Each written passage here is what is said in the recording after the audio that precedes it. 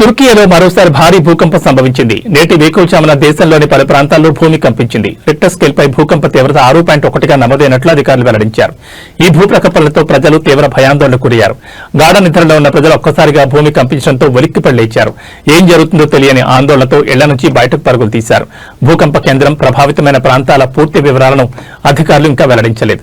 ప్రస్తుతానికి ఎలాంటి ప్రాణ నష్టం జరిగినట్లు సమాచారం అందనప్పటికీ కొన్ని భవనాలకు స్వల్ప నష్టం వాటిల్లినట్టు తెలుస్తోంది. భూకంపం సంభవించిన వెంటనే అప్రమత్తమైన అధికార యంత్రాంగం సహాయక చర్యలను ప్రారంభించింది. ఆస్తి నష్టానికి సంబంధించిన వివరాలు సేకరించే పనిలో నిమగ్నమైంది.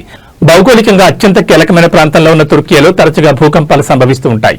గతంలో కూడా ఇక్కడ సంభవించిన పలు భూకంపాలు తీవ్ర ఆస్తి ప్రాణ నష్టాన్ని మిగిల్చిన విషయం తెలిసిందే.